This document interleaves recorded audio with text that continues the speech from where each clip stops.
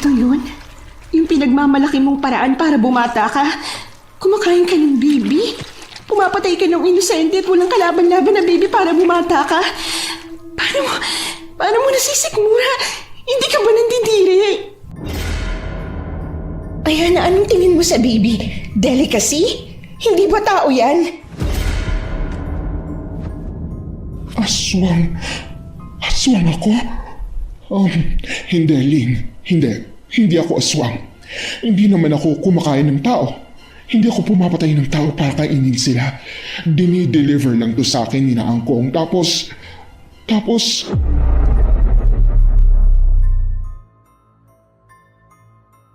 Sa ating mundo ngayon kung saan malaki ang pagpapahalaga sa physical beauty ng isang tao, ano ang handa mong ibigay at gawin? At kung sakaling ang kapalit nito ay ang sarili mong katahimikan at maging ang iyong kaluluwa, handa ka ba na yakapin ang kaakibat nitong karimlan? Ganyan po ang tema ng ating kwento ngayon. Pero bago ang lahat, kung bago ka pa lang dito sa channel, please like, subscribe, and hit the notification bell para updated kayo sa bawat kwentong ilalabas. May bago tayong kwento 2 o 3 beses sa isang linggo. At ngayon, para sa tampok nating kwento. Sa dami ng sikreto ng bansa na naglalabasan, sumagi na kaya sa isip nyo kung may kakaiba pa bang sikreto ang gobyerno natin na itinatago? Tulad ng isang secret society ng mga aswang na nag-exist para maproteksyonan ang isa't isa. Naintriga kayo, no? Kung interesado po kayo na malaman kung paano ko nasabi ang bold statement na yon, itigil niyo po muna ang lahat ng ginagawa niyo at pakinggan ang kwento ko. Bern, traffic ba? Ba't nasa kalsada pa rin tayo? Saan tayo banda na traffic? Sa may rotonda ba? Nung oras na ba? Pupungas-pungas ng mata ko siyang tiningnan. Hindi ko alam kung mahina ba ang pagkakasabi ko sa mga tanong ko o sadyang nagbibingi-bingihan ng assistant at matalikong kaibigan. Pagtuwid ko sa shotgun seat na nirecline ko para makatulog habang nasa biyahe kami pauwi, sumalubong sa akin ang pamilyar na kalsada sa Tagaytay. Fern, bading ka! Anong ginagawa natin dito? Ba't nasa Tagaytay tayo? Di ba Fairview ang uwi natin? Eyes on the road, Fern. Dead mas sa talak. Pag dili mo siya in-entertain, dili ka dyan mapagalitan. Alam ko naririnig mo ako. Huwag ka magbingi-bingihan dyan. Bumuntong hininga siya. Tumingin siya sa akin at nag-flash ng nakakalokang ngisi sa plakado niyang lips. Bago ka magpanik, linawin ko lang na wala akong planong masama. Di tayo on the way para i-deliver ka sa mga human traffickers o di kaya pa-feeding frenzy ka sa mga tawili sa Taal. Ano lang, nagko-comply lang ako sa makabagbag damdaming request ni Papi Galang na daling ka sa favorite niyong restaurant. Papi Galang? Papi Galang? Yung nasa Toro Farm? Kailan pa kami naging close nun? Kailan pa kami nagkaroon ng favorite na restaurant? Ami, napaka-slow mo. Di mo mabagal ang snail?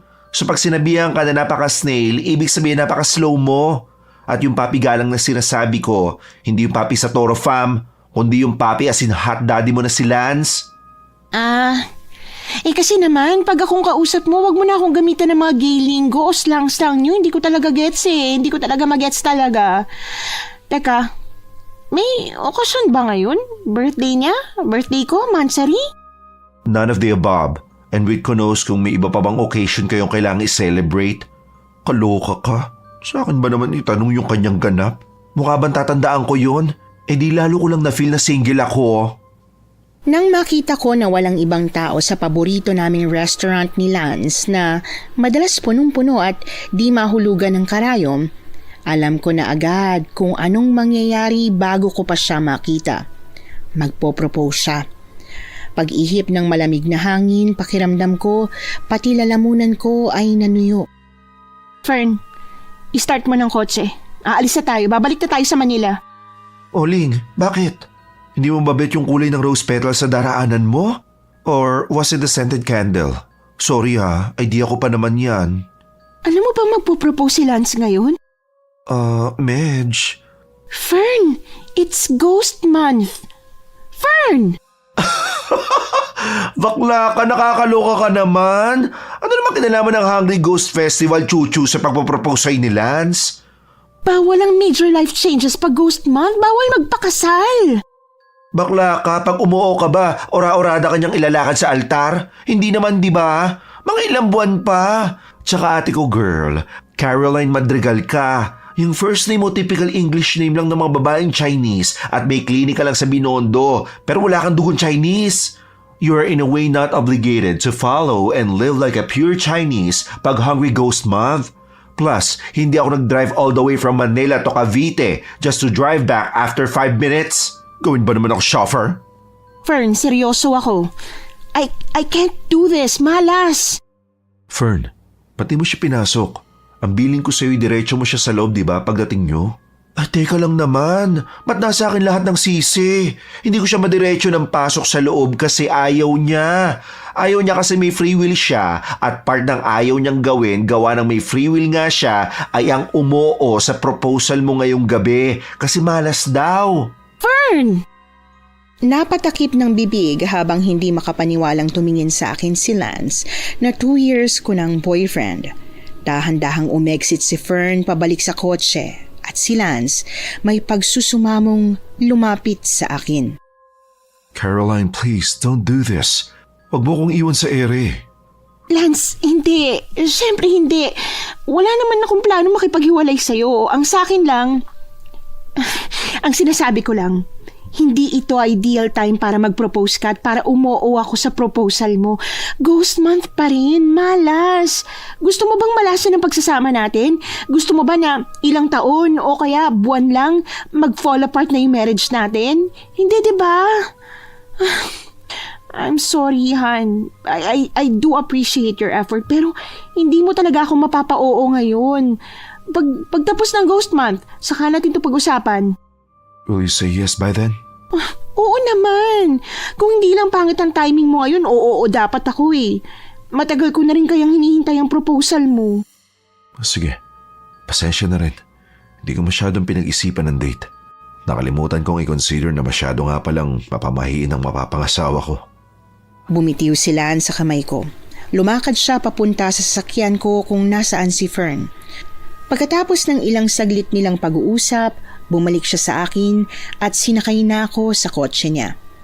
Sa kondo niya ako sa BGC natulog kaya kinailangan naming gumising ng mas maaga para sakto rin ang dating ko sa pagbubukas ng aking klinik. Han? Hmm? Karamihan ng nandito Chinese, di ba? Or Chinoy business owners? Oo, bakit? Naniniwala sila sa Ghost Month. At isa sa mga mahigpit nilang don'ts ay huwag magbubukas ng bagong negosyo kapag Ghost Month, tama? Oo, mamalasin daw kasi. Kunot noong sinundan ko ng tingin ang inunguso sa akin ni Lance. Alam kong tama naman ako nang nakita. Pero dahil hindi ako makapaniwala, napakusot pa ako ng mata bago ko muling pinakatitigan ng signages ng bagong derm clinic na magbubukas daw 3 araw mula ngayon. Tapos na ba ang Ghost Month after 3 days? Hindi pa. 3 days from now pa nga lang yung peak ng Hungry Ghost Festival. That's weird. Baka hindi Chinese ang may-ari ng clinic na yan. Nagkatinginan kami ni Lance nang makita naming inunload din mula sa truck ang main signage ng clinic. Ang Konghauran Derma Clinic? Nabasa ko rin. No, I mean, ang ibig ko sabihin, base sa signage, Chinese ang may-ari ng clinic na yan. Baka nga pure Chinese pa eh. Sunod-sunod na bumusina ang mga sasakyang nasa likuran namin. Hindi sila tumigil hanggat hindi nakakapagmaneho si Lance paalis. Gawa ng clinic na yon, na-distract kami at hindi napansin na nag-green na pala ang traffic light. Pagdating sa sarili kong derma clinic, bothered pa rin ako sa nalaman. Good morning so much, my lovely couple. Ay, teka, Ghost Month pa lang. Pero ba't pang Biyernes Santo ang mukha nitong si Madam? Papi naman, solong-solo mo na siya magdamag. Hindi yung pabawi ni Sikwisikan? Nahagip ko ang may paninitang pagtingin ni Lance kay Fern. Zinipper ni Fern ang bibig at parang aninong sumunod kay Lance nang lumabas ito sa klinik kasi kailangan niya pang bumiyahe pabalik ng Ortigas. Punong-puno ka ng thoughts at hindi siya na-adios kiss kaya ako na ang nag-adios kiss kay Papi. Don't you worry, flying kiss lang naman yun. Tapos, nireject niya pa. Hoy Ling, lagi akong ginaganon ng jowa mo ha. Papaisip na ako na baka homophobic siya. Na di niya bet ang beauty ko. Fern, pwede ba akong manghingi ng isang tasang double shot espresso at isang bandehadong katahimikan? Thank you. Sige na, please. Pagbigay niya sa akin ng kape, nanahimik nga siya. Pero sa harap ko rin naman siya naupo. Kaya ganun din. Hindi rin ako nakapag-isip ng maayos. Hindi ko kaya. Hindi ko kayang manahimik ng pagkatagal-tagal. Para akong binibitay. Parang sinasakot ang essence of living deep within my soul. What if i-share mo na lang sa akin yung iniisip mo, tapos sabay nating i-digest yan, ha? Tumuwid ako ng upo. Tuwing nilalagyan ko ng sapat na distansya ang mukha namin, pinuputol niya naman yun kaya nung huli, sumuko na ako. Sadyang hindi niya kasi alam ang salitang personal space. Pagpasok, saan ka dumaan? Ling, anong klaseng tanong ba yan? Parang hindi ka na grade 1? Eh di sa kalsada. Saang street? Ha? Eh di sa usual sa Miyuchenko? Bakit ba? So, hindi mo nakita yung Angkong Hauran Derm Clinic? Uncle Hawat? Angkong Hauran. Para siyang Oriental Chinese stuff type of derma clinic na magbubukas 3 days from now, which is weird kasi ghost month pa yun. Alam ko na. Sinundan ko siya ng tingin nang pumasok siya sa staff-only na part ng clinic at lumabas na may dalang baseball cap at sunglasses. Ano yan? Disguise habang inaalam ko kung ano ba talagang ganap ng Oriental Derma Clinic na yun. Sakto to. Mako-cross out ko na sa bucket list ko ang pangarap ko maging spy. Fan kasi ako ng Spy Kids dati. Huy, hindi. Huwag mong gagawin yan. Ayokong gawin mo yan Bothered lang ako sa napili nilang opening date. Pero hindi naman ako threatened sa biglaang pagsulpot nila dito. Gumuhit ang mapang-asar ng ngiti sa labi niya. Punong-puno yun ng pang-eetsyos. Kaya kahit wala pa siyang sinasabi, na-conscious ako. Dinampot ni Fern ng alcohol sa may counter. Siniguro niyang disinfected na ang kamay niya bago niya hinawakan ang pisngi ko. Alam mo kung ano pagkakapareho nyo ng bagong huling isda bukod sa pareho kayong sariwa at masarap? Ha? Pareho kayong sa bibig na uhuli. Winagwag ko ang kamay niya mula sa mukha ko. Tumayo na ako. Kinuha ang white coat, sinuot, nagclip ng buhok at saka nagbalik ng tingin sa kanya. Ayos lang naman kung ma-anxious ka ng very light sa pagdating ng Oriental Shenanigan Derma Clinic. Pero Ling, alam naman ang client natin ang kalidad ng trabaho natin dito at may bongga pa tayong aftercare. Kaya kahit ganun ang eksena sa kabila, hinding-hindi tayo mawawalan ng customer. Speaking of, nandiyan na pinaka-loyal client itong clinic. Sinalubong niya si Mrs. Tiangco.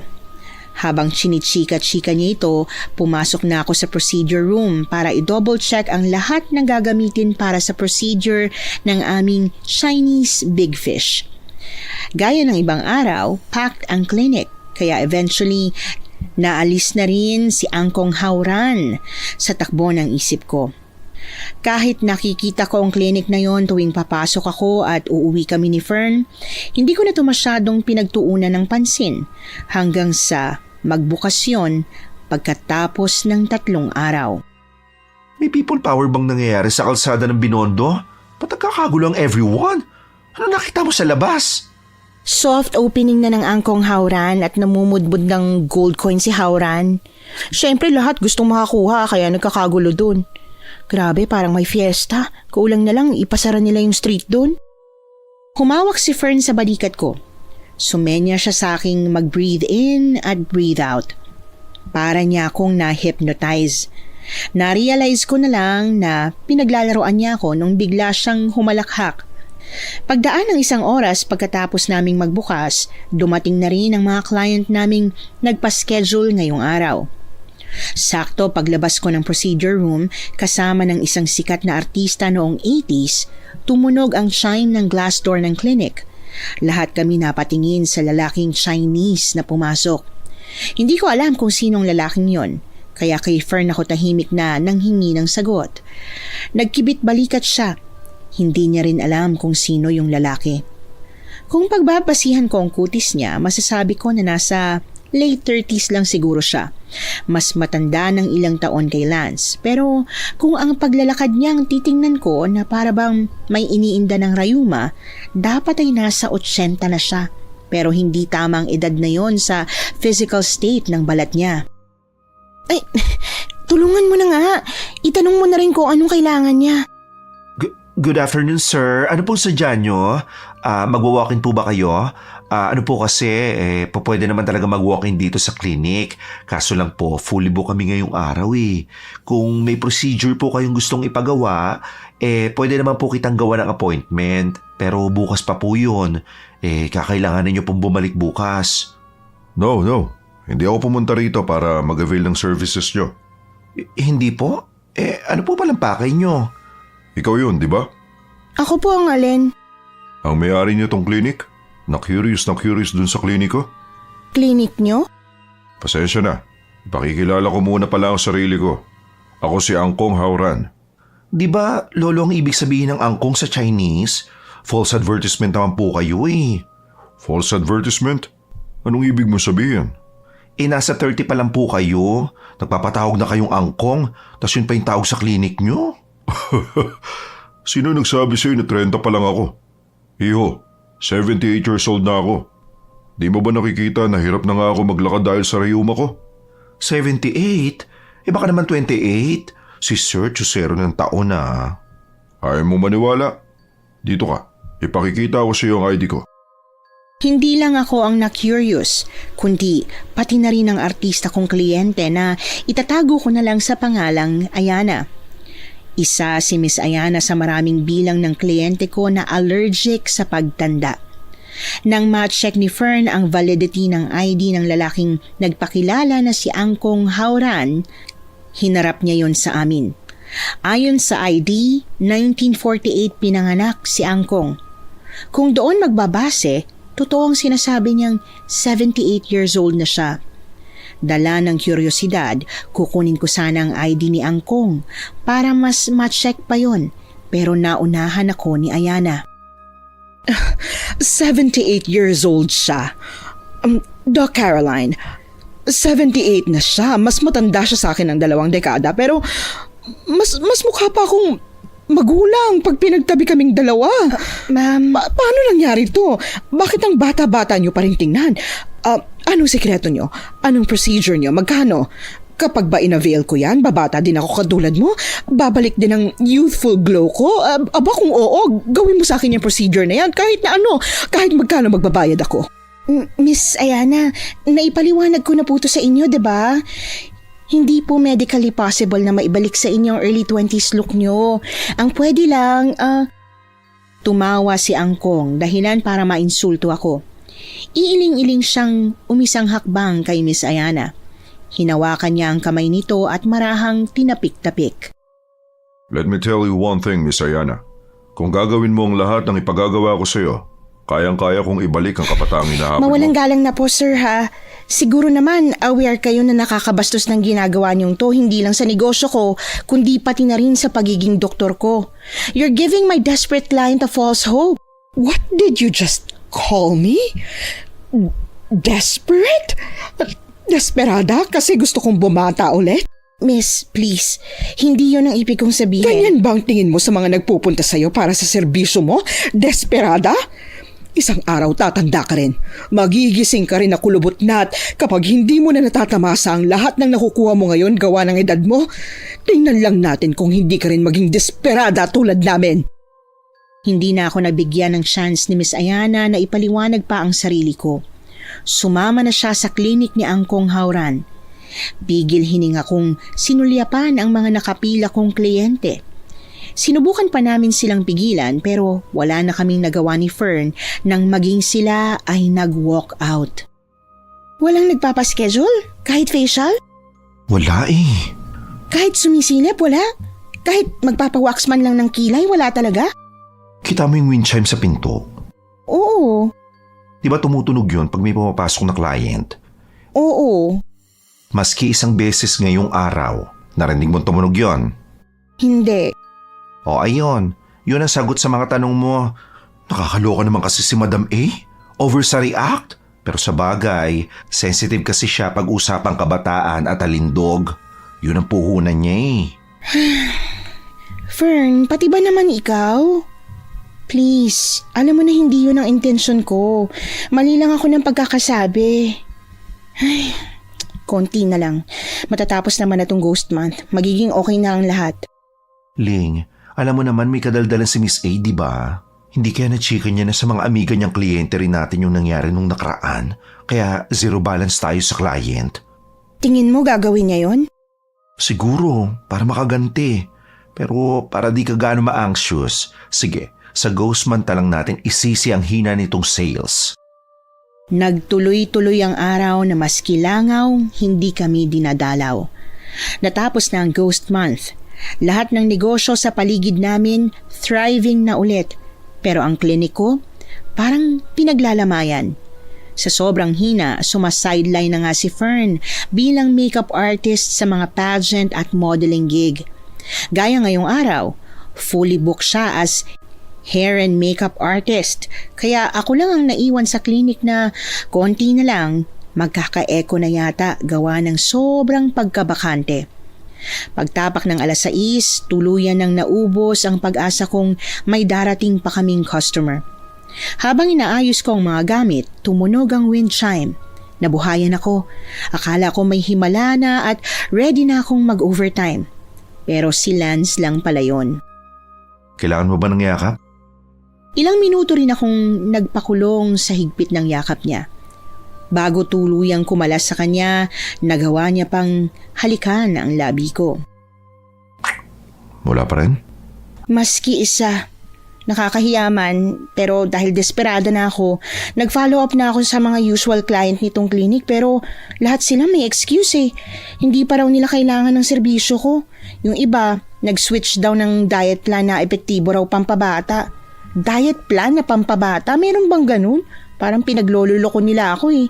You know what?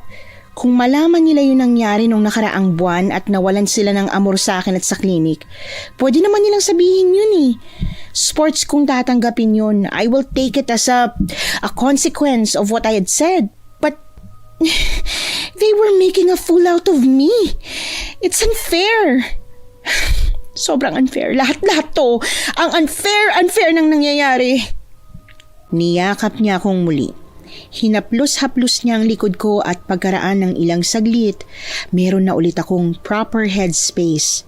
Sisinghot-singhot akong humingi ng pasensya sa kanya. Han, ayos lang yan. Pwedeng-pwede mo akong sandalan, okay?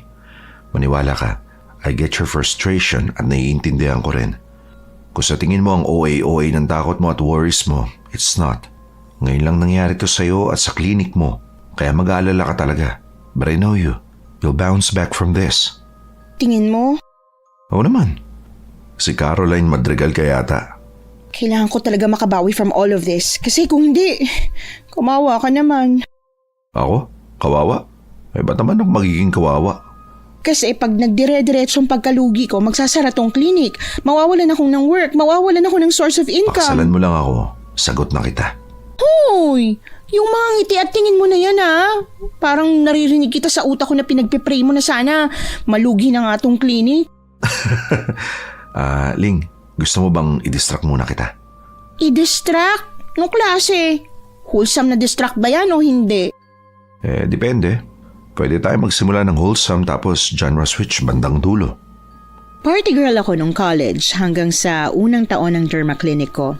Sa bar din kami nagkakilala ni Lance. Natigil lang ang pagbabar ko nung mag-boom na ang clinic at wala na akong free time para sa nightlife. Ngayong nilalangaw yon, brighter side siguro na pagkaraan ng ilang taon, nakatungtong na ulit ako sa dance floor. Oh shoot! Bakit? Ano nangyari? Natapon drinks mo? Hindi, 12 na. 12? Why? Meron ka bang curfew na hindi ko alam?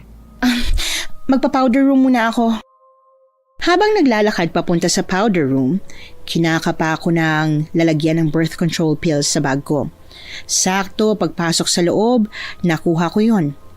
Imbis na bumalik sa labas para kumuha ng bottled water, sapilitan ko na lang na nilunok yung pill. Naghilamos ako pagkatapos, pinunasan ko ang mukha ko. Sa kalagitnaan ng pagre-retouch ko ng lipstick ko, pumasok ang isang babae na sa tansya ko, kaedaran ko lang. Gamit ang salamin sa harap, pasikreto ko siyang pinasadahan mula ulo hanggang paa. Bakit? Wala naman. Ano lang, pamilyar ka. Parang nakita na kita o nakikita kita somewhere. Hindi ko lang ma-point out kung saan eh. Tumawa ang babae. Sa klinik mo. Suki mo ko. Dati. Sa klinik ko? Imposible. Kung suki kita sa klinik ko, unang kita ko palang maaalala ko na agad kung sino ka. Doktora, ako to. Yung tinawag mong desperadang bumata nung nakaraan. Natulala ako sa mukha niya. Na-realize ko kung saan ko nakikita ang mukhang yon. Sa mga kalendaryo ng alak at magazines. Habang pinoproblema ko kung paano paniniwalaan ng mata ko ang nakikita ko, kinuha niya ang red lipstick na hawak ko. Pagtapos niya, sinuksok niya yon sa bulsa ng pantalon niya at nilapit ang mukha niya sa mukha ko. Ang dal-dal ng mukha mo, doktora. Stressed ka ba? Kasi wala kang clients? Hindi ko alam kung paano ka ulit magkakaroon ng kliyente kasi si Angkong hawran ng nire-rave ng lahat. Pero alam ko kung paano mababalik ang youthful glow mo. Lunukin mong pride mo.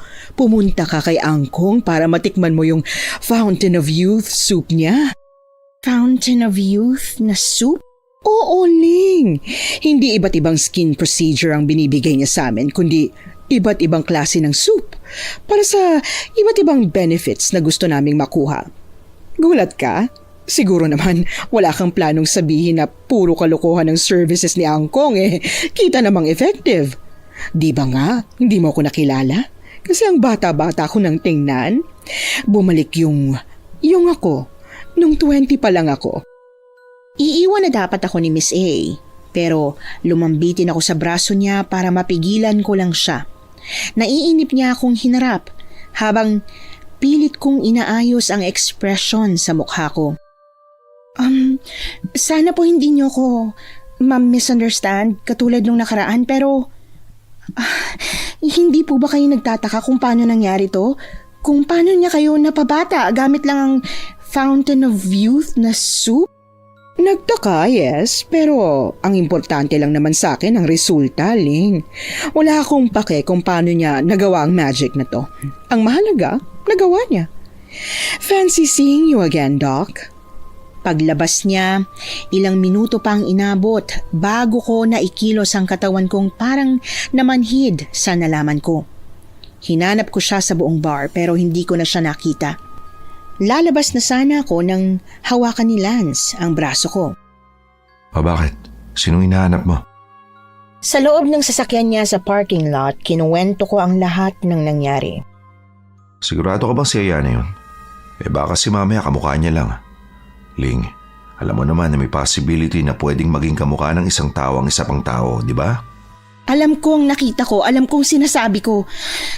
Mahirap paniwalaan pero nakita ko eh. Bata na ulit si Miss Ayana, parang kaedaran ko lang. Actually, parang mas bata pa nga siya kung tingnan kaysa sa akin eh. Yung soup daw galing sa derma clinic ni Angkong Hawra nang may gawa nun. Ano naman yung pwedeng ilagay ng Angkong Hawra na yun sa soup niya para magkaroon ng ganong epekto? Fetus? Lance, seryoso ako. Ako ba hindi? Well, may narinig akong kwento from years ago. Yung isang babae, kinagayat niya raw ng pinong-pino mga fetuses tapos nilalagay sa lugaw or something. And yun na. Yun na yung nagpapabata sa kanya. Oh, saan ka pupunta? Kailangan kong malaman kung ano ba talaga yung Fountain of Youth soup na yon. Ano? Caroline! Hindi ako nagpapigil sa boyfriend ko. Convoy kami nung pumunta dito sa club. kaya walang hirap akong nakabalik ng Binondo. Namalayan ko na lang, nakasunod na rin sa akin ang sasakyan niya. Sarado na ang klinik ni Angkong Hauran kasi 11:00 na rin yun. Ganon pa man, bumaba pa rin ako. Bumaba rin si Lance ng sasakyan niya at lumapit sa akin. Kaya kita pinipigilan pumunta rito dahil dito. Kasi alam ko sarado na to. Kung gusto mong makita o matikman yung soup na sinasabi ni Miss Ayana, pwede mo subukan bukas. Pagbukas na to. Parang natauhan akong tumangu-tango kay Lance. Tiningala ko ang signage. Nagsalubong ang kilay ko at humawak sa braso ni Lance nang may ma-realize ako. Kung walang mga procedures at treatment na ginagawa dito at soup lang ang nakukuha ng client, bakit derma clinic pa rin to? Bakit hindi Angkong Hauran special soup? Ewan. Galing sa signage ng derma, napunta ang tingin ko sa tambak ng basura sa harap ng klinik. May pagbabanta at pagpipigil akong tiningnan ni Lance, pero nagpumiglas ako. Nilapitan ko ang mga trash bag at bubuksan na dapat yon nang marinig namin ang sigawan ng mga tao sa lansangan. Ano raw?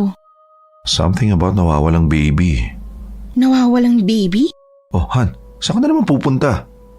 Hindi ko sinagot si Lance. Sinundan ko yung 2 kabataan na may tinatakbo. Para mahabol ko lang sila ng mas mabilis, hinubad ko ang heels na suot ko at nagyapak na lang. Paglapit sa badyaw na nakasalampak sa isang sulok ng kalye, hindi ko na nagawang isuot ang heels ko. Kinuha nga ng malaking aso yung anak natin. Hindi ako nananaginip. Alam ko yung nakita ko. Nabiktima din tayo ng pag-alagalang aso. Yung anak ko, yung anak natin. Baka hindi na rin natin mabawi yun. Baka matulad na rin yun sa iba pang mga bibing nawawala. Hanapin natin yung aso at patayin yun. Ling, sana ay nabisuan mo ako na plano mo pala mag-marathon ngayong gabi para nakapaganda ako. Yung anak nila, Ha? yung anak nila kinuha raw ng aso. Kinuha daw ng malaking aso yung baby nila.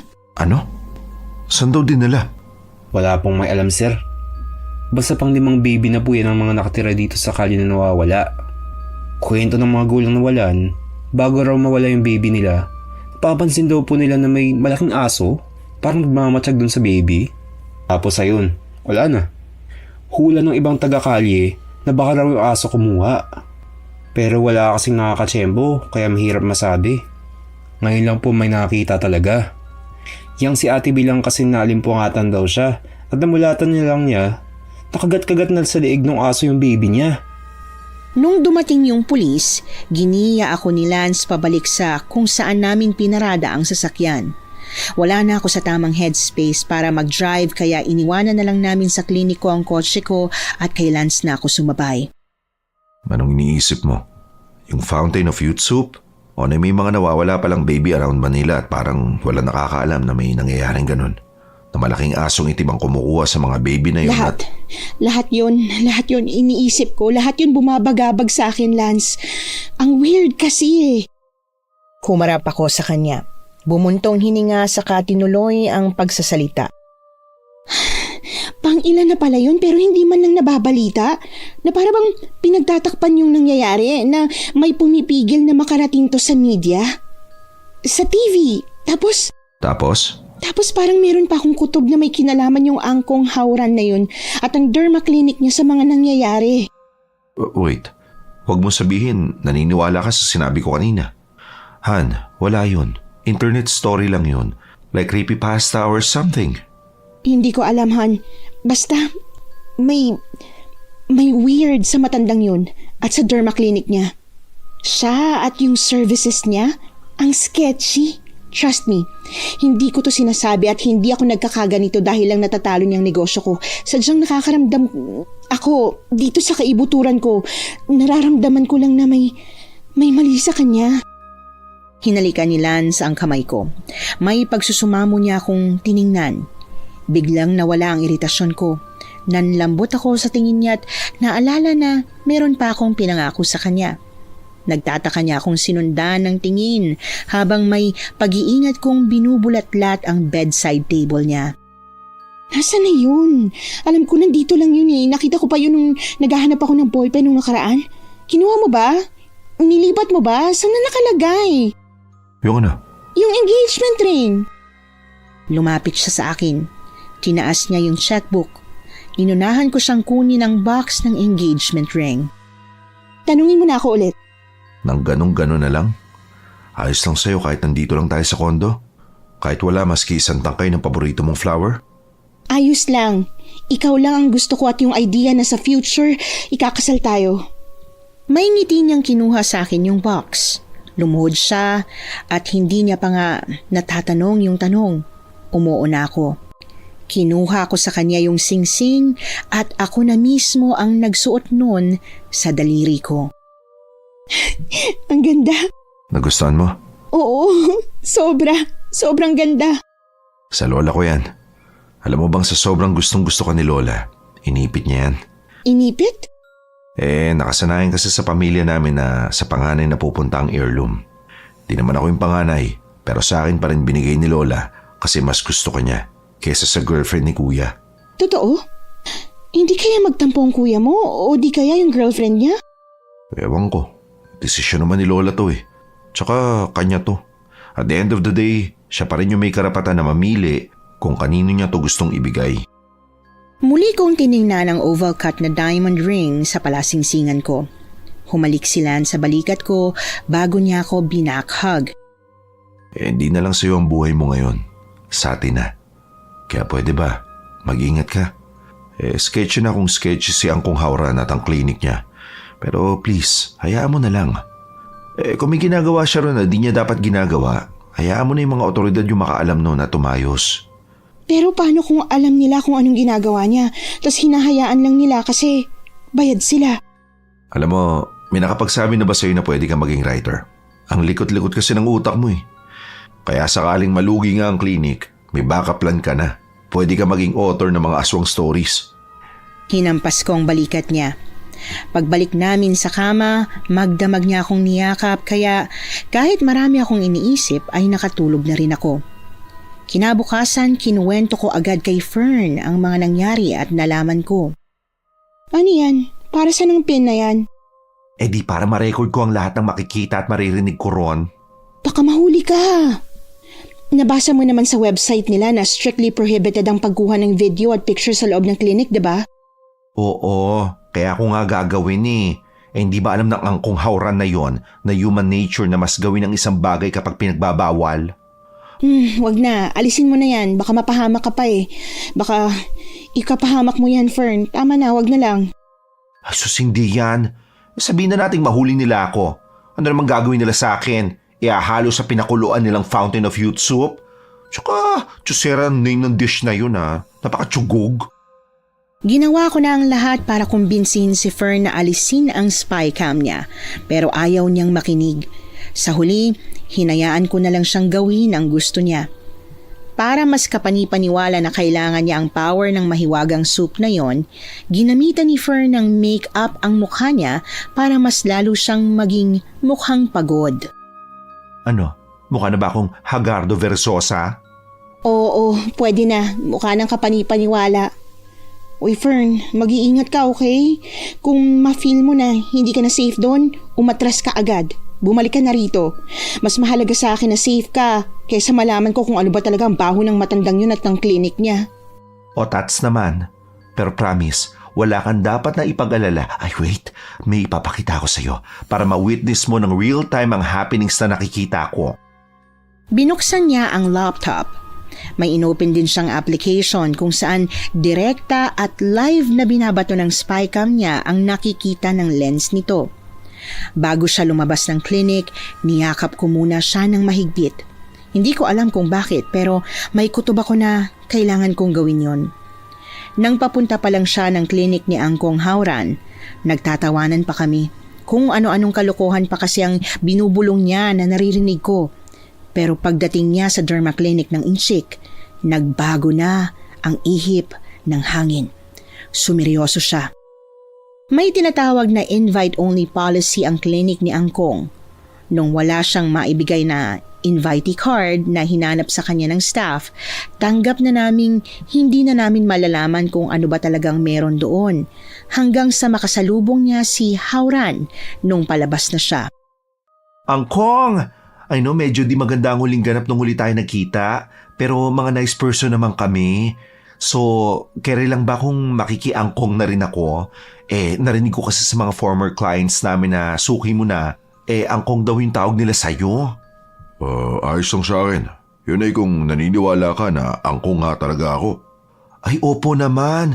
You have proven yourself. Dahil sa'yo, naka-unlock ang gay heart ko ng panibagong dream. Yun ay tumandang kasing fresh mo. Kaya nga po ako naparito. Gusto kong subukan for myself yung soup. Nabanggit kasi sa akin ni Tita Ayana. Nakita ko siya. Bagets na. Kaya... Nabanggit niya rin ba yung presyo ng specialty namin dito?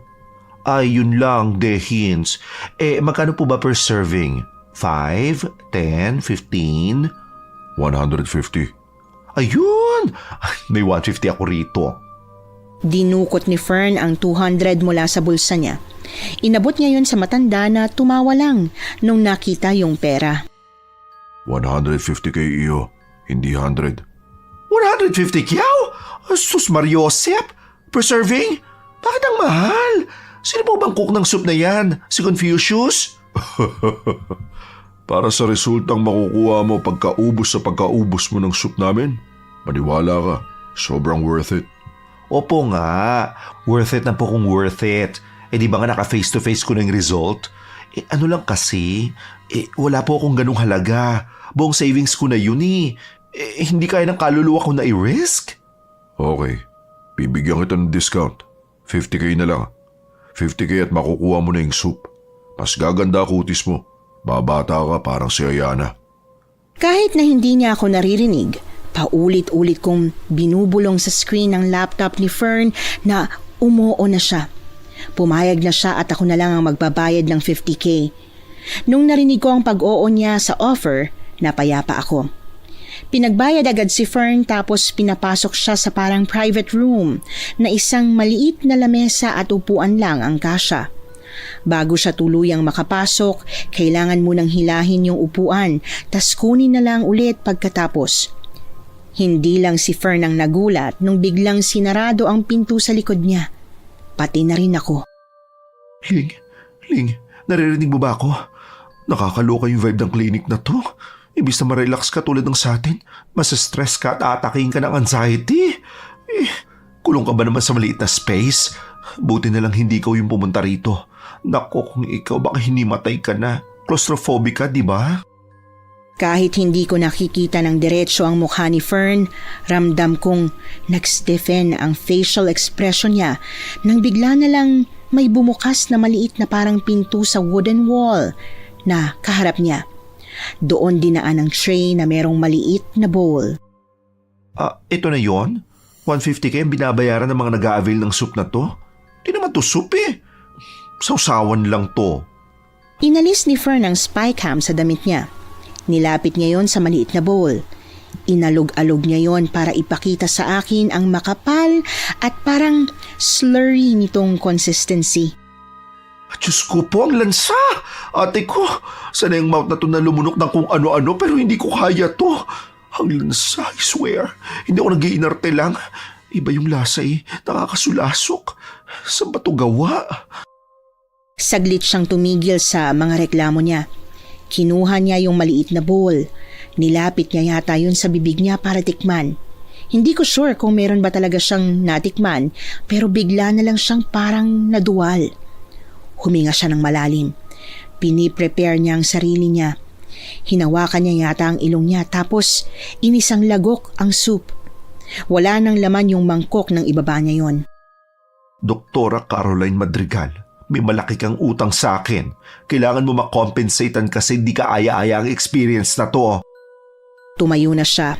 Pinihit niya yung doorknob pero hindi yon bumubukas na parabang nakalaki to mula sa labas. Natakot si Fern. Sunod-sunod niyang kinalabog ang pinto.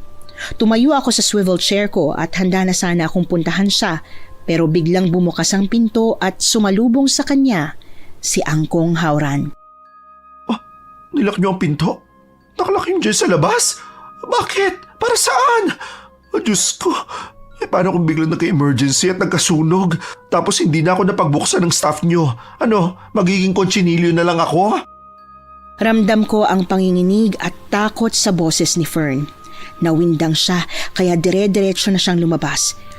Pero bago niya mabuksan ang pinto para makaalis na sa misteryosong Oriental Derma Clinic, may sinabi yata si Angkong Hauran. Hindi ko naintindihan ang sinabi niya pero bigla na lang humakbang si Fern palapit sa kanya. Fern? Fern, anong ginagawa mo sa kapupunta? Umalis ka na riyan! Ipakikita ako sa iyo kung paano namin ginagawa ang recipe namin. Pero mag-promise ka na hindi mo ipagkakalat, na hindi mo ipagsasabi. Ay, opo. Zip kong zip ang bibig ko.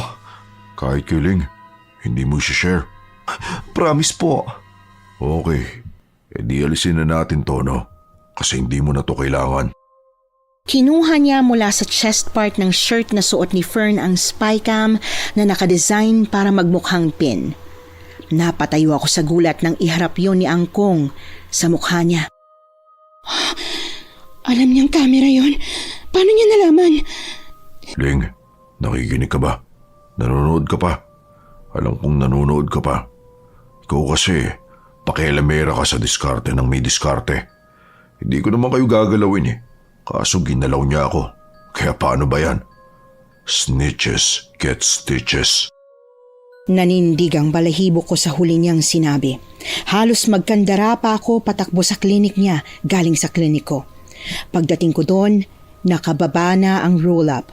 May karatula rin na nakapaskil na sarado sila para sa monthly pest control nila.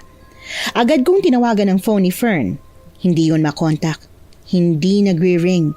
Never nagpatay ng phone si Fern. Never siyang nalobat kaya alam ko na may nangyari sa kanya. Hello, Han? Bakit? Han, tulungan mo ako. Tulungan mo ako, please. Hawak niya si Fern. Nakuha niya si Fern. Natatakot ako. Baka may gawin siya kay Fern. Baka patayin niya si Fern. Ano? Caroline, ano ba sinasabi mo? Hindi kita naiintindihan. Sinong hawak si Fern?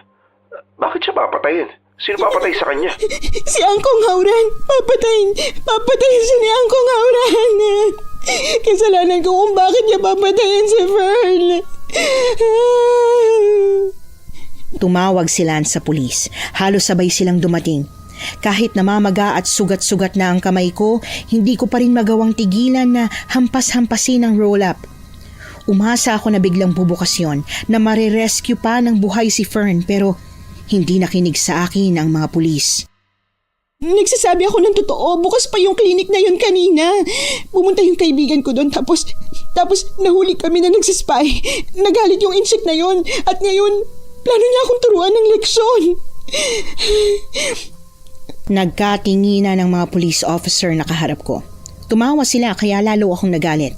Hinampas ko ang lamesa pero bago ko sila maabot, niyakap na ako ni Lance at pilit na pinakakalma. Lance, hindi mo ba ako narinig? Nasa panganib niya si Fern. Baka batiin siya ni Angkong Hauran. Paano ko kakalma kung alam kong... Ano? Sinong nasa panganib? Sinong papatayin ko? Bumaling ako sa pinanggalingan ng boses. Nagulat ako at natigilan ng matandang Angkong Hauran ang nakita ko. Hindi yung Angkong Hauran na unang humarap sa amin ni Fern sa klinik, kundi ang Angkong Hauran na ang itsura ay akma sa edad niyang 78. Officers, ano ho bang binibintang sa akin ng binibini na to? Sino ka? Hindi ikaw yon. Hindi ikaw yung Angkong Hauran na nagpakilala sa amin nung nakaraan sa klinik. Iika-ikagawa ng rayuma siyang lumakad palapit sa akin. Doon pa lang, nakumpirma ko na iisa siya at ang Angkong Hauran na una naming nakita ni Fern. Muli niyang nilabas ang ID niya. Pinakita niya yon sa mga pulis. Kita nyo naman, ako po si Hauran, yung may-ari ng Derma. Ang totoo niyan, kababalik ko lang na Maynila nung natanggap ko ang imbitasyon nyo na pumunta ako rito. At Imposible ang paratang mo na nasa loob ng klinik ko ang kaibigan mo. Sarado yung kahapon pa. Nagpe-pest control po kami, officers. Kumalas ako sa pagkakahawak ni Lance. Hindi niya ako agad na nahabol kaya nakuwelyuhan ko pang matanda na nagpapanggap na inosente siya at nakakaawa. Anong ginawa mo sa kanya? Nasaan si Fern? Ilabas mo si Fern! Please, ilabas mo si Fern! Ilabas mo lang siya! Gagawin ko lahat ng gusto mo! Wala akong sasabihin. Kung gusto mo, isasara ko pa ang klinik ko. Ilabas mo lang siya! Please, ibalik mo lang siya! Nanghina ako. Dahan-dahan akong napasalampak sa sahig. Umiyak ako ng umiyak doon at kahit anong pagpapatahan sa akin ni Lance, hindi ako matigil. O siya, para matapos na to, nang malinis ko na ang pangalan ko mula sa paratang ng binibini na to na mukhang stress na stress at wala sa tamang pag-iisip, bibigyan ko kayo ng permission na pumunta sa klinik ko. Wala na kaming sinayang na oras. Bumalik kami sa klinik niya. Nahalughog ko na ang bawat sulok noon pero wala si Fern. Maski isang bakas na napadpad siya doon, wala kaming nahanap. Di ba po, officers? Wala. Tapos na po ba? Pwede ko na po ba ulit isara itong klinik? Tumango sa kanya ang mga pulis na sumama sa amin. Hinila si Lance ng isang officer. Masinsinan siya nitong kinausap. Habang wala sa amin ni Angkong ang atensyon ng lahat, lumapit siya sa akin. Tama ka, Iya. Kasalanan mo. Basta tandaan mo lang, snitches get stitches. Sumabog na ako sa galit. Pinangahan ko si Hauran. Umibabaw ako sa kanya at hindi nagpadala sa paghila ni na Lance hanggang sa dumurana ng dugo ang matanda. Guilty siya! May alam siya! Hindi ako nasisiraan! Nasa kanya talaga si Fern! Nasa kanya si Fern! Sinabi niya na naman yung sinabi niya sa spycam bago mag-cut yung video eh. Sinabi niya na snitches get stitches. Sinabi niya, sure ako na may kinalaman ng sinasabi niya na yun sa ginawa niya kay Fern. Sa ginawa nila kay Fern.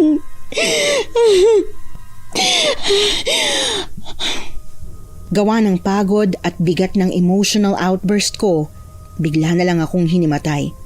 Pagising ko, sumalubong sa akin ang nag-aalalang mukha ni Lance.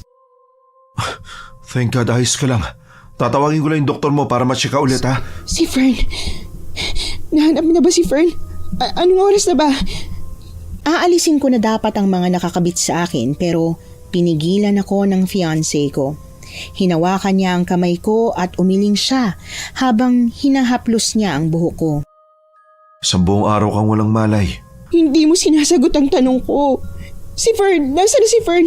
Nahanap niyo ba siya? Okay ba siya? Nakita na si Fern. Nakita siya sa isang love motel. Love motel? Paano siya mapupunta dun? Sure ka ba talagang pumasok siya sa klinik kahapon? Kinumpirma kasi sa akin ng bantay sa love motel na 2 nights ago parang nag-check-in doon si Fern at yung suspect. Suspect? Suspect saan? Bakit? Ano bang nangyari kay Fern? Sabi ng doktor mo, hindi ka pwede ma-stress. Masama sa baby. Anong baby? Buntis ka, Caroline. Magkakaanak na tayo. Paano? Nagpipils ako. Tsaka, ano ka ba? Mas lalo lang ako masistress kung pag-iisipin mo pa ako ng tungkol sa totoong nangyari kay Fern. Hinintay ko siyang magsalita pero hindi ko kaya ang tagal ng pacing niya. Nang akma ko na namang tatanggalin ng swero, pinigilan niya ulit ako. Ano? Hindi niya masabi sa akin kung ano ba talaga ang nangyari kay Fern. Sa iisang ospital lang naman kami na-admit kaya dinala na lang niya ako para ako na mismo ang makakita kay Fern. Namayagpag ang awa sa dibdib ko. Sugat ang talukap ng mga mata ni Fern, pati na rin ang bibig niya. Nanghina ako sa nakita ko, pero agad din akong nasalo ni Lance. Snitches get stitches. Yun ang ibig niya sabihin sa snitches get stitches. Hindi ko na kayang makita si Fern na ganoon ang lagay. Bumalik ako sa kwarto ko. Nanghihina at tahimik akong umupo sa hospital bed. Paano niya nagawa yun kay Fern? Paano niya napalabas na yung naka one night stand ni Fern ang gumawa nun sa kanya? Paano may mga witness na yung lalaking umakong gumawa nun? Alam kong hindi. Alam kong hindi. Alam kong sa klinik nangyari yun. Alam ko, Lance. Alam ko, sigurado ako. Sinabi ko na, diba? Sinabi ko na yung snitches get stitches kasi si Hauran mismo nagsabi nun sa akin. Tapos ganyan na yung nangyari kay Fern. Gawa niya to. Kailangan natin siya ipakulong. Ling, wala tayong ebidensya. Pero naniniwala ako sa'yo. Gusto kitang tulungan na mabigyan ng hustisya si Fern. Lalo na't hindi na siya makakita dahil sa nangyari. Pero paano? Gaano ba siya kalaki? Gaano kalawak yung koneksyon niya? Sindikato ba siya? Sorcerer? Mangkukulam? Ano ba siya? May pinindot sila sa tabi ng higaan. Namalayan ko na lang, may pumasok ng doktor at nurse. May tinurok sila sa akin. Nawalan na naman ako ng malay. Hindi ko alam kung ilang oras na naman ako nakatulog. Basta nung nagising ako, nakatulog din sila habang nagbabantay sa akin. Dahan-dahan kong kinalas ang swero sa katawan ko at tahimik na nilampasan ang fiancé ko. Gusto kong ipaghiganti si Fern.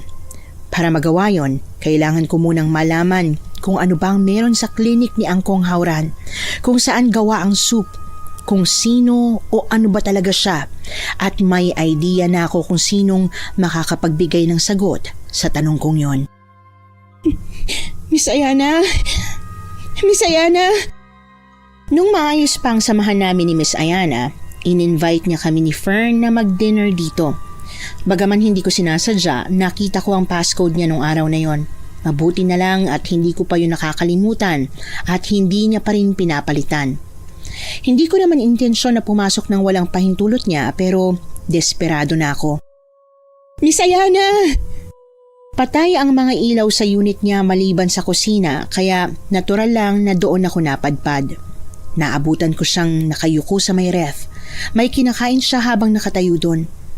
Para hindi ko siya matakot o lalong magulat, tatawagin ko sana siya nang bigla siyang umayos ng tayo.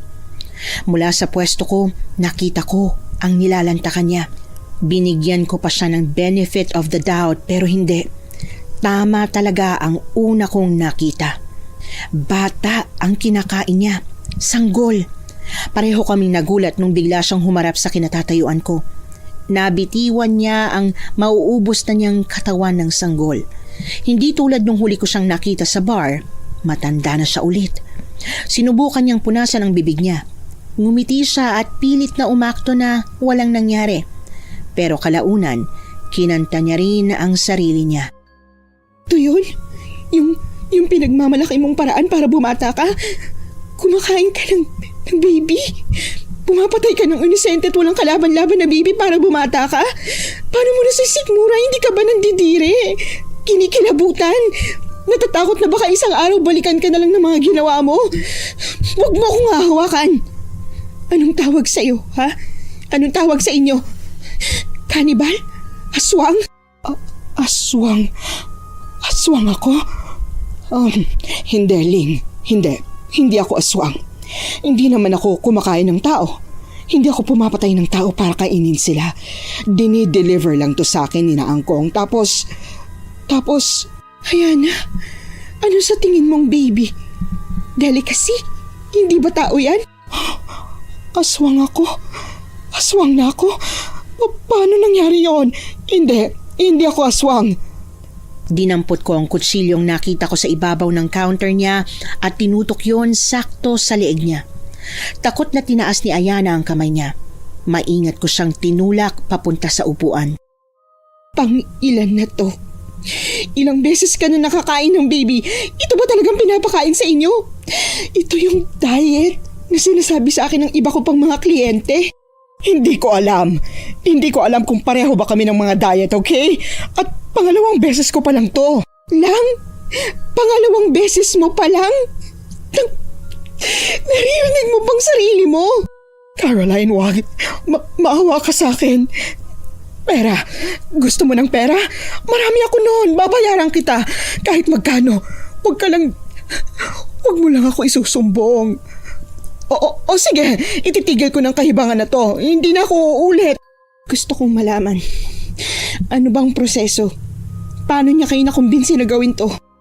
Nung una dahil sa soup. Tuwing iniinom namin yun, bumabata kami ng ilang oras.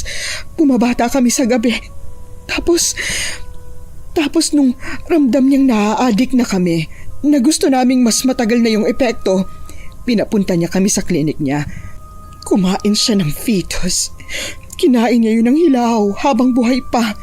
Nung naubos niya yun, may mga dinasal lang siyang hindi namin maintindihan, tapos naging bata siya ulit. Bumata siya kaya naengganyo kami kahit nakakadiri, kahit na alam naming mali. Wala natukso kami. Pero hindi kami aswang. Yata. Hindi ko alam kung magiging katulad niya ba kami pagtagal. Pero di ba dapat hindi pa? Kasi kailan lang naman namin tong ginawa? Aswang? Si Angkong Hauran? Hindi niya sinabi sa amin. Siyempre hindi siya aamin ng ganon. Pero isang gabi, nakita ko siya. Nag-shapeshift siya. Naging aso siya. Itim na aso. Parang canine pero mas malaki pa ron. Mas parang maskulado. Mas mukhang nakakatakot. Pula yung mata. Sobrang naglalaway. Totoo nga yung sinabi ng badyaw. Si Angkong Hauran din yung asong yun. Siya yung nangingidnap ng mga baby sa mga nanay na palaboy. Bit-bit ang mahabang kutsilyo para pandepensa ko sa sarili ko sakaling bigla na lang akong sunggaban ni Ayana. Patalikod ko siyang iniwan. Pagpasok ko ng taxi, inutusan ko na agad yung driver na mag-drive papunta ng Binondo. Hiniram ko ang cellphone niya. Tumawag ako sa pulis para i-report si Ayana at ang krimen niya. Sangkot siya at hindi pwede na hindi siya magbayad. Sa kanto na ilang metro ang layo sa derma clinic ni Hauran ako nagpababa. Wala naman akong cash na dala, kaya yung gold necklace ko na lang ang ibinayad ko sa driver. Nagalit pa siya nung una pero nung sinabi ko sa kanya kung saan niya ako pwedeng balikan sakaling mapatunayan niya na hindi totoo yung kwintas, pumayag na rin siya. Palingalinga ako habang naglalakad palapit sa klinik ni Hauran. Sinisigurado ko na walang makakakita sa akin o makakahuli. Nang makita kong nakalock ang roll-up, alam kong wala na akong pag-asang makapasok doon. Umikot ako sa likod. Sumagi sa isip ko na baka tulad nung roll-up ay sarado rin yun. Pero parang may bumulong sa akin na i-check ko pa rin. Bumukas yun. Sa mga oras na yun, alam ko na agad na patibong to nung inchik. Binibitag niya lang ako. Malamang plano niya rin na gawin sa akin ang ginawa niya kay Fern. Papasok na sana ako sa loob nang biglang mag-ring ang cellphone ko. Caroline, nasan ka? Caroline, ano ba? Kailangan kong tapusin to. Kasi kung hindi, mas marami pang baby ang mamamatay. Mas marami pang mga nanay ang mawawalan ng anak nila. Umamin sa akin si Ayana. Kumakain sila ng baby. Yun daw yung nagpapabata sa kanila. May isa pa siyang sinabi.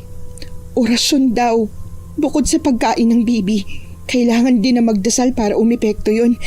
At si Hauran, hindi siya underground boss o sorcerer. Pwede ring sorcerer. Ewan ko, ang kumpirmado ko lang, aswang siya. Naalala mo yung badyaw? Yung badyaw na nawala ng anak? Na nakita niya daw na kinuha ng itim na aso yung baby niya? Tama siya nang nakita. Yun talaga yung kumuha sa baby niya. At si Hauran yun. Aswang si Hauran. Nasaan ka ngayon? Caroline, please, buntis ka. Isipin mo magiging anak natin. Huwag mong ipahamak ang sarili mo, please. Ano, nasa klinika na naman ba? Hintay mo ako dyan. Pupunta ako. Magtatawag ako ng pulis. May kutob ako na tao ni Hauran yung mga pulis dito. Kapag tinawagan mo sila at sinabi to, baka alertuhin nila si Hauran. Mabubulyaso lahat ng plano ko. Plano? Anong plano? Hindi na ako nag-explain pa kay Lance.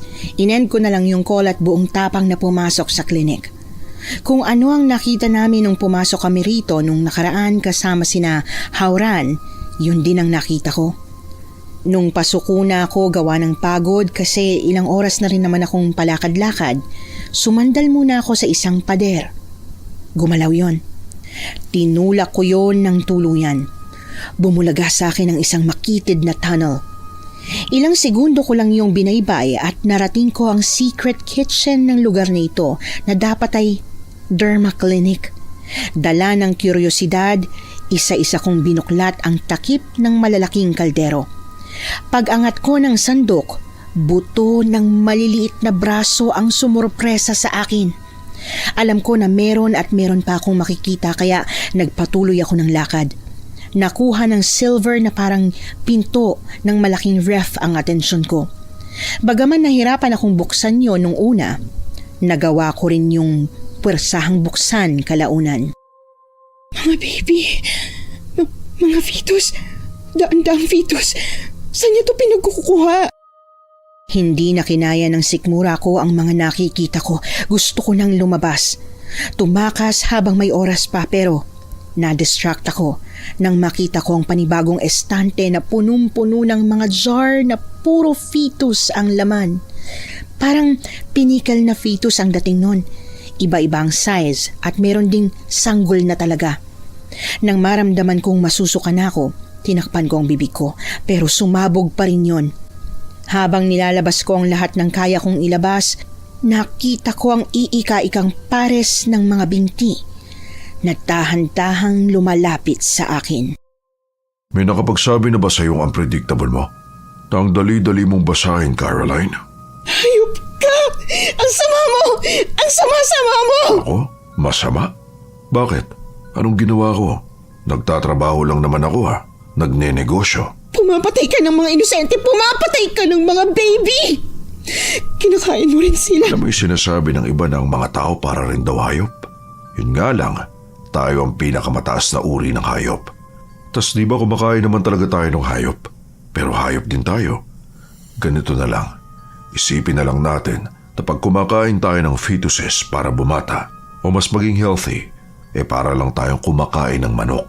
Hindi na masyado nakakadiri, di ba? Dinuraan ko ang mukha niya. Nakangiti siyang nagpunas, sabay biglang diniinan ang pangako. Ninanakaw ko namin ang ibang sanggol sa mga nanay nila. Oo, pero Caroline, ginagawa lang naman namin yun sa mga palaboy.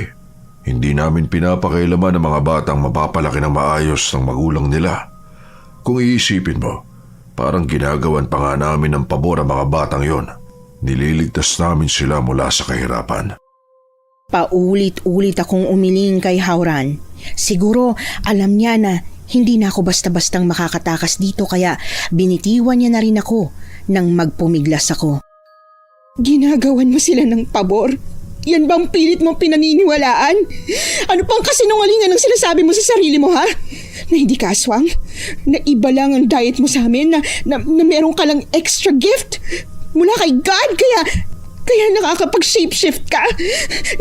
Na tagapagligtas ka? Well, you're not! Aswang ka, Hauran! Aswang! Sinumpa!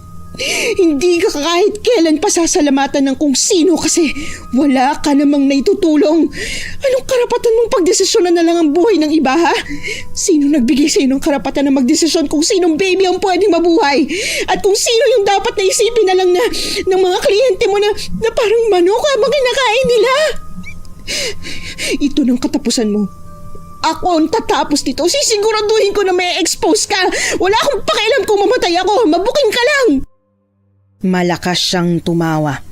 Pinilit niya ang sarili na magseryoso pero bigla na naman siyang natawa. Bumuntong hininga siya tapos ay lumapit sa akin. Kumusta na nga pala si Fern? Ang bait ko pa rin, no? Hinayaan ko pa rin siyang mabuhay kahit na tinatarantado niya ako. Hindi ka ba nagtataka kung paano nangyari yun?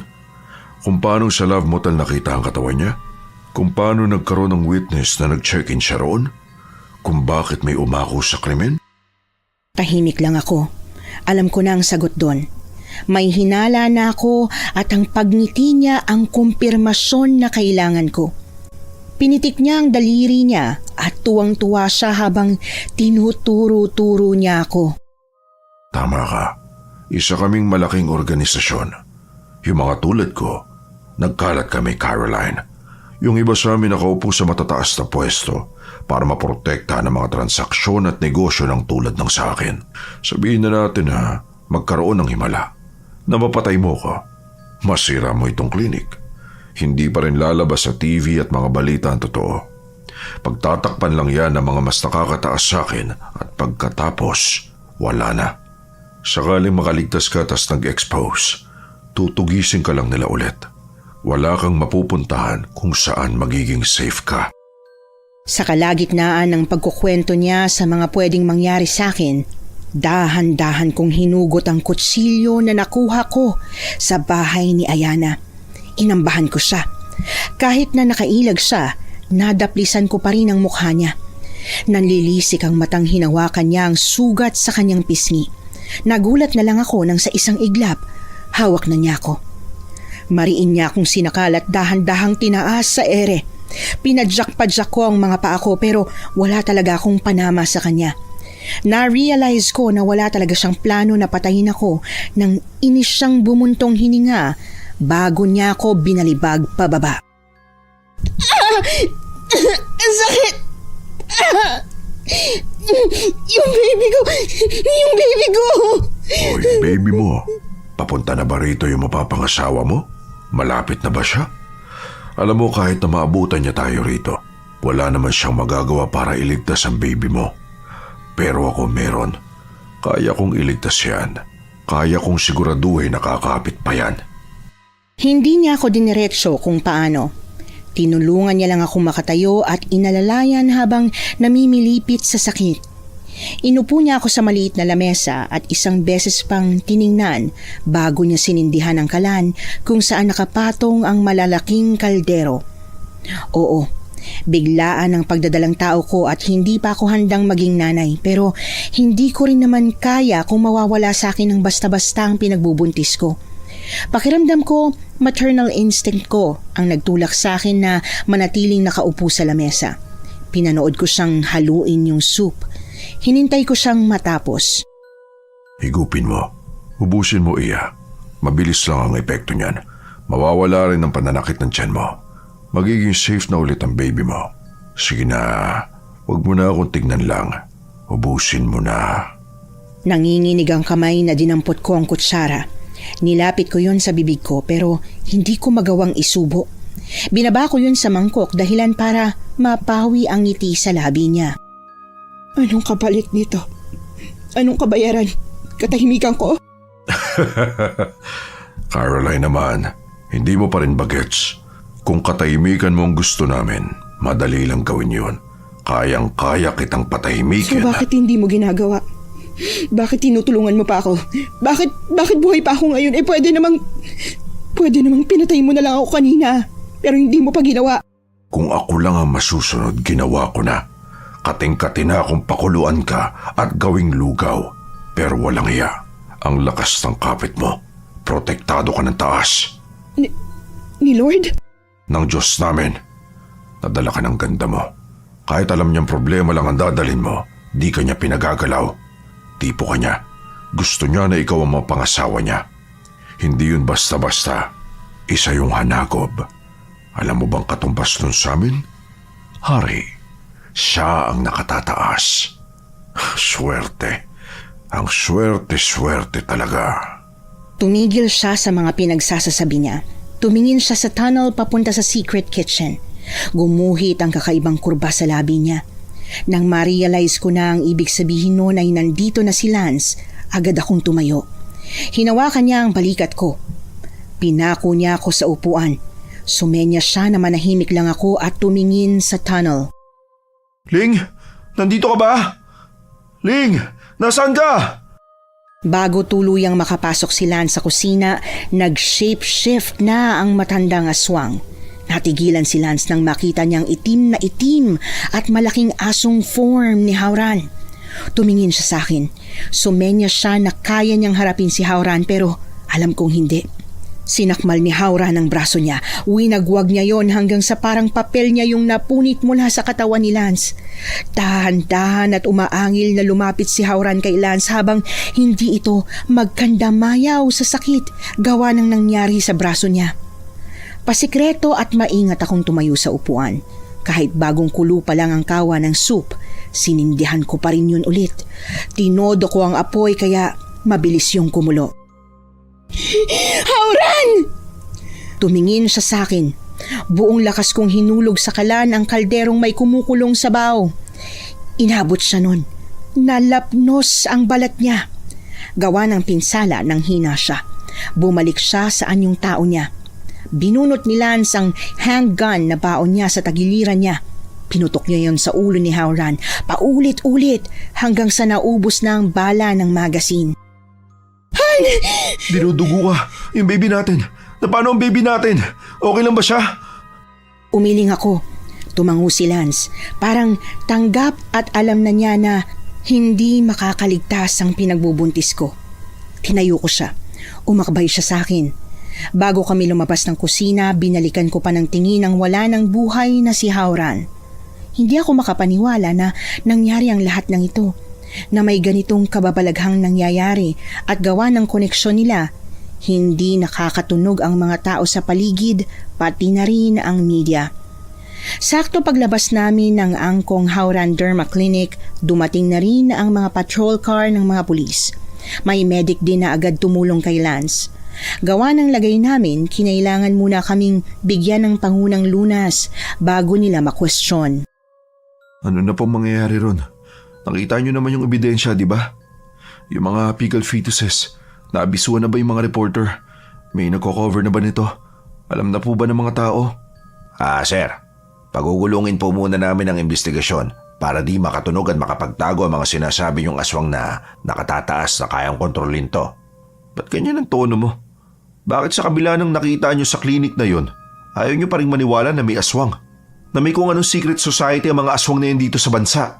Sir, gaya po ng kanina ko pa sinasabi, sensitive po yung nangyaring to. Pag nilabas to sa public, magkakagulo. Para sa kabutihan ng lahat ng paglilihim namin. Sa ngayon. Okay na, sir. Naiintindihan na po namin. Hindi na po namin pipilitin na yung gusto namin ang dapat na mangyari. Ano? Caroline, we can contact the media ourselves and tell them... Hindi natin gagawin yun. Mapapahamak lang tayo lalo. Bago umalis ang station chief ng kapulisan, may pinapirma siya sa aming NDA. Ayaw ni Lance na pumirma kaya kinailangan ko pa siyang pilitin. Bakit? Hindi ba ikaw yung kating-kati na isiwalat si Howran? Nabigyan ng ustisya yung ginawa nila kay Fern? Sa bibig na ni Howran galing, Lance. Malaking samahan ng mga aswang babanggain natin kapag siniwalat natin sila. Tingin mo ba hindi nila tayo babalikan? Hindi nila tayo papatayin? Gusto ko na lang kalimutan ng lahat ng nangyari dito. Gusto ko na lang magpakalayo-layo. Umalis na tayo. Isama natin si Fern. Lumipat tayo sa ibang bansa. Doon tayo magsimula ulit. Please. Kung yan ang gusto mo. Pero patapusin na muna natin ang investigasyon. Pagod akong umiti sa kanya. Kinuha ko ang kamay niya saka ako umiling. Walang mangyayaring investigasyon. Hindi nila aalamin kung totoo bang mga sinabi ko. Yung ebidensyang nakita nila doon, sisirain lang nila yun. Itatago lang nila yun tas parang wala nang nangyari. Umalis na tayo. Kailangan nating iwan ang bansang to para sa kaligtasan natin. Pumayag din si Lance kalaunan. Binigay ni Lance ang kalahati ng yaman niya kay Fern. Hindi na talaga siya nakakita ulit. Bago pumunta si Fern sa bansang napili niyang pagtaguan, nagkasundo kaming tatlo na yun na rin ang huling beses na magkikita pa kami. Para sa kaligtasan namin, kailangan naming putulin ang koneksyon namin sa isa't isa. Sandali, mag-CR lang ako. Gusto mo sumama o dito ka lang? Hihintayin na lang kita dito. Sakto pag alis ni Lance, in-announce na pwede na kaming mag-board. Tumayo ako at taranta ko siyang inabangan. Hindi ko na masyadong inintindi ang paligid ko kaya paulit-ulit na lang akong humingi ng tawad sa lalaking nakabangga ko. Para sa pananahimik mo, hahayaan ka na namin. Pero sa oras na may gawin kang ikakapahamak namin, babalikan namin kayo. Kayong mag-asawa, pati na rin ang kaibigan mo. Nag-angat siya ng tingin sa akin dahilan para magtama ang mga mata namin. Ngumiti ang estranghero. Isang ngiti na alam kong hindi ko makakalimutan. Hindi tulad ni Howran, ramdam ko na parang mas domineering ang vibe ng lalaking yun. Isang indikasyon na hindi siya basta-basta. Malamang nabibilang siya sa mataas na uri ng aswang. Pinulot niya ang nahulog na passport saka lumakad na parang walang nangyari.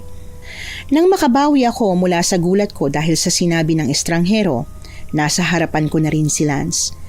Nakangiti ang labi niya, pero ang mata niya ay punong-puno ng pagtataka. Sino yun? Wala. Nagtanong lang kung saan ko nabili tong kape. Tara na. Ramdam kong hindi naniwala si Lance sa sinabi ko. Hinabol niya ng tingin yung lalaki pero hindi na rin siya nagpumilit na alamin kung sino ba yon. Pag take off ng eroplano, napadasal na lang ako na sana nga yun na ang huling beses na magkukrus ang landas ko at ang mga nilalang na katulad ni Hauran. Nasa kalagitnaan na kami ng flight namin papuntang Europe nang maalimpungatan ako. Naabutan ko si Lance na gising pa.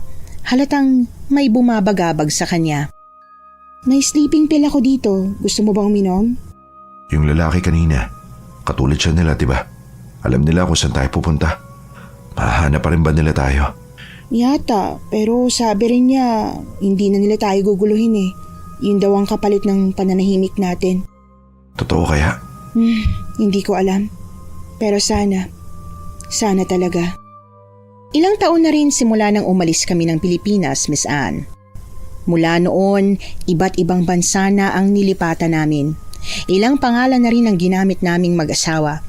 Hindi kami sigurado ni Lance kung pinabantayan pa rin nila kami. Sana hindi na. Sana nailigaw na namin sila sa pamamagitan ng pagiging NPA namin on no permanent address at no permanent identity. Minsan napapaisip kami ni Lance, sa dami ng problema ng Pilipinas, sa dami ng bagay-bagay dyan na kailangang i-expose. Magkakaroon kaya ng pagkakataon na ang mga samahan naman ng mga nakakataas na aswang ang ma-expose o mamamatay na lang kaming mag-asawa na hindi yon nangyayari. Kasi gaya ng ginawa nila sa Binondo, tatakpan nila ang sikreto nila. Hanggang ngayon nabubuhay pa rin kaming dalawa sa takot. Siguro ganon din si Fern pero wala. Kailangan naming magpatuloy kasi karapatan namin yon. Bagay na sapilitang nakuha sa amin. Dahil na rin sa nangyari at sa takot na baka bigla silang hindi tumupad sa pinangako nila. Nagdesisyon kaming mag-asawa na wag nang mag-anak. Naging mahirap po para sa amin ang desisyon na yon pero na-realize namin na mas lalo kaming hindi mapapanatag kung magkakaroon pa kami ng panibagong buhay na kailangan naming protektahan. Wala po akong solid na ebidensya na susuporta sa kwentong ito pero umaasa ako na may iilan pa ring maniniwala. Nabubuksan nila ang mga mata nila na magiging mapagmatsyag sila. Pero sana hindi sila matulad sa amin. Kasi kung kami sinuwerte, baka sila hindi. Alam ko na sa pagsulat kong ito may chance na baka makarating sa kanila ang kwento kong ito. Pero bahala na. Gusto kasi naming mag-asawa na maisiwalat na ang pangyayaring ito nang mawala na ang bigat ng katotohanan na ito sa dibdib namin. Muli, bumabati po ako ng magandang araw para sa mga kababayan ko sa Pilipinas. Ako po si Caroline at dito na nagtatapos ang liham kababalaghan ko. Nagustuhan niyo po ba ang ating kwento ngayong araw? Kung oo ang sagot at hindi mo pa nagagawa, subscribe na. Click the notification bell para updated ka sa tuwing maglalabas kami ng bagong kwento. Click like at mag-iwan na rin ng comment. Masayang-masaya ako tuwing nagbabasa ng messages mula sa inyo. At kung may sarili kayong karanasan na gusto nyong ibahagi sa amin, email lang sa missanhorrorstories@gmail.com. Dire-diretso lang, missanhorrorstories@gmail.com. Malay nyo, sa susunod, yung kwento na ninyo ang binabasa namin para sa ating mga tagapakinig. Hanggang dito na lang muna at maraming salamat sa inyong panonood.